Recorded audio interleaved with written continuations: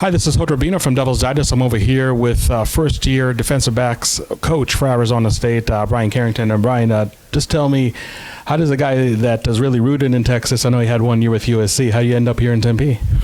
Football is a relationship business. It's an extensive network, a fraternity of coaches, and I've just built a great network over the years. And, when Kenny got this job, just the stars kind of aligned as the staff came together.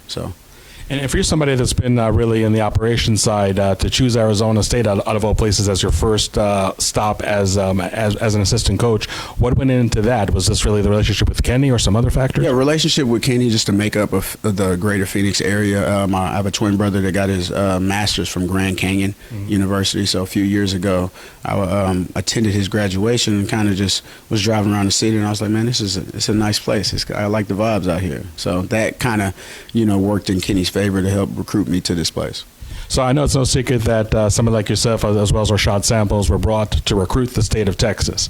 And I know that based on the results of signing day, you guys have to be pretty pleased. But how much of a challenger was it? I mean, you, at the end of the day, you're getting at least 5 guys from Texas, some of them flips. I don't know, from the outside looking in, looks pretty easy. You guys are just reeling them in. Yeah, it was organized chaos. I mean, we've been here 5 minutes, it feels like, and, just a big rat race the past, week. But I'm very excited that we were able to get a really good class in such short time. To see this all come together is just great. We always hear about recruiting being all about relationships. With some of those players that you recruited for this class, were there prior relationships or somebody or some start from scratch? Of course. There's some prior relationships. Being at TCU this past season, I really had a good idea of the state from a talent standpoint. So coming over here was just finding, the pieces that we needed here and just building those relationships and with those guys in the state of Texas, and really, just pulling out the sniper and finding which kids do I feel we have a really good chance to land in such short notice.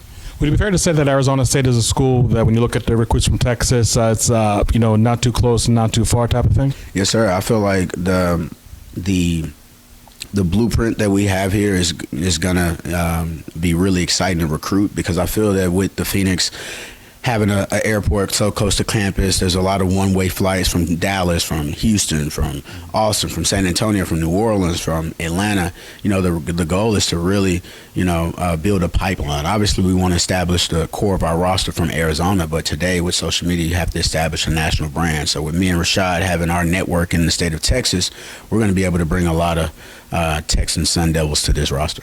Let's talk a little about X's and O's. You're coming into defensive system of Brian Ward, a lot of nickel, maybe nickel really the base of this defense.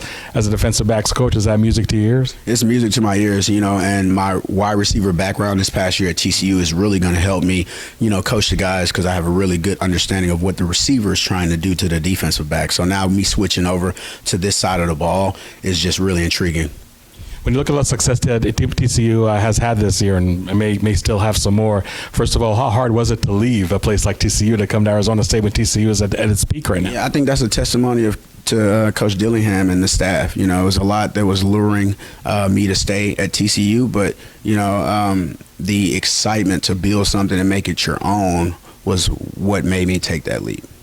And when it comes to just what you can bring over from TCU, from a recruiting point, from a culture point, what are some of the aspects that you have been experiencing over there in Fort Worth that you think could work here in Tempe? It's all about the people. I tell people all the time the logo can help you, and trust me, the logo can benefit you from a networking standpoint, from a life beyond the education aspect. But the people behind the logo, that's what's going to cultivate and create your experience, going to cultivate and create the culture of the team. So just people. It's all about people. So once you have the right people together, the players are going to want to play for people that believes in them, people that they can lean on, and people that they feel that they have a solid foundation of a relationship.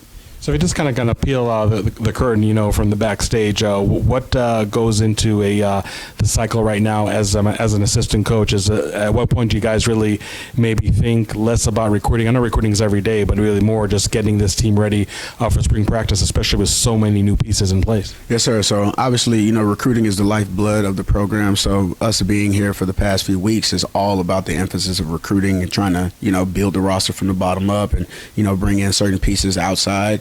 But moving forward, as we get into January, we'll kind of get to break the ice with our players. A lot of our players are kind of not in town right now, so as they return in January, we'll kind of get to build the foundation of our relationship. So by the time we get to spring ball, we got to make sure that we have a really good relationship with our players.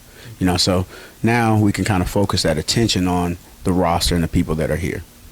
Coach, thank you very much. Happy holidays. And from Bryan Carrington, this is Hood Rubino reporting for Devil's Digest.